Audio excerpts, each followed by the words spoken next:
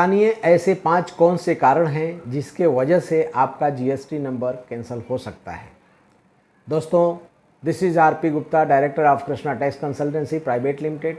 आज मैं आपको बताने वाला हूं दोस्तों कि 5 ऐसे कौन से कारण हैं जिसके वजह से आपका जीएसटी नंबर कैंसिल हो सकता है। सबसे पहले जीएसटी नंबर किस रूल और सेक्शन के अंदर रजिस्ट्रेशन होता है वो मैं बता दूं। वो है सेक्शन 22 है, सेक्शन 24 है, सब सेक्शन 3 ऑफ सेक्शन 25 है, जो CGST एक्ट 2017 के अंदर आते हैं। अब मैं बताने जा रहा हूं कि ऐसे 5 कौन से कारण हैं जिसके वजह से आपके जीएसटी नंबर कैंसिल हो सकते हैं। तो दोस्तों, पहला ऐसा कारण है कि any person who has taken voluntary registration under sub section 3 of section 25 has not commenced his business within the 6 month from the date of registration.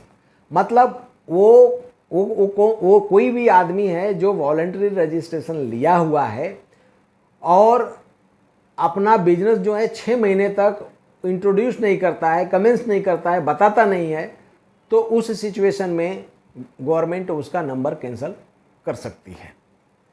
दूसरा जो है any registered person other than a person paying tax under the composition levy has not furnished return for a continuous period of 6 month. यानी कि मैं उनकी बात कर रहा हूं कि जो other than the composition levy tax की मैं बात करता हूं, जो कंपोजिशन स्कीम के अंदर नहीं आते हैं। यानी नॉर्मल भाषा में हम उनको कहते हैं कि वो जो है रेगुलर स्कीम के अंदर आते हैं, बट रेगुलर शब्द ऐसा कुछ नहीं है, मगर मैं आपको एक्सप्लेन करने के लिए बता रहा हूं कि those who are coming in regular scheme, मतलब उनका मंथली रिटर्न जो जाता है, तो उनका कंटिन्यूअस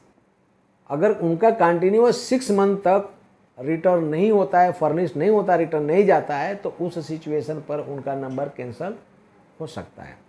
तीसरा जो है, I am talking for the तीसरा की बात है, ये person paying tax under the composition levy has not furnished return for the 3 consecutive tax period. मैं उनकी बात करता हूं कि जो कंपोजिशन स्कीम के दायरे में आते हैं। अभी जो कंपोजिशन स्कीम के दायरे में नहीं आते हैं वो मैं दूसरा नंबर पर बताया, अभी तीसरा पर बता रहा हूं कि जो कंपोजिशन के दायरे में आते हैं, यानी जिनका रिटर्न जो है क्वार्टरली होता है, तो वो अपना कॉन्सेक्यूटिव पीरियड, मतलब 3 कॉन्सेक्यूटिव पीरियड, मतलब 3 रिटर्न जो है कंटिन्यू, यानी कि 9 महीना का पीरियड हो जाता है, अगर वो रिटर्न नहीं सबमिट किया है तो उनका नंबर भी कैंसिल हो सकता है।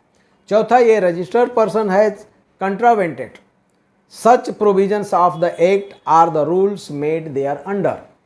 ये ऐसे पर्सन हैं जो हमारे रूल को अवॉइड करते हैं, रूल को फॉलो नहीं करते हैं, या हमारे एक्ट को फॉलो नहीं करते हैं। जैसे कि अगर उनके पास आईटीसी पड़ा ही नहीं है और आईटीसी लगा करके अपना रिटर्न कर दिए, तो उनका नंबर भी गवर्नमेंट के जानने के बाद से उनका नंबर कैंसिल हो सकता है। पांचवा है, registration has been obtained by means of fraud, wilful misstatement और सप्रेशन ऑफ फैक्ट। मतलब हमने नंबर तो ले लिया है, registration number has been obtained, मतलब नंबर तो हमने ले लिया है, लेकिन उसमें फ्रॉड डॉक्यूमेंट डाल दिया है। जैसे कि हमने पीओबी हमारा कुछ और है और हमने कुछ और डाल दिया है, पीओआर कुछ और है और उसको एडिटिंग करके पीओआर कुछ और डाल दिया है। तो उस सिचुएशन में अगर गवर्नमेंट को पता चलता है तो उस सिचुएशन पर आपका नंबर कैंसिल हो सकते हैं। ऐसे काफ़ी रीज़न हैं, ऐसे बहुत से रूल्स हैं जिसके वजह से आपका नंबर कैंसिल हो सकते हैं। तो आप एज ए बिजनेसमैन अपना बिजनेस कीजिए, रूल वगैरह का डिटेल्स जानना है तो हम लोगों से कांटेक्ट कीजिए। अगर हमारा वीडियो पसंद आता है तो आप नीचे दिए गए नंबर पर कांटेक्ट कीजिए। हमारे वीडियो को लाइक कीजिए, शेयर कीजिए, सब्सक्राइब कीजिए, और डिटेल्स जानने के लिए www.krishnataxconsultancy.com पर विजिट कीजिए। थैंक यू दोस्तों।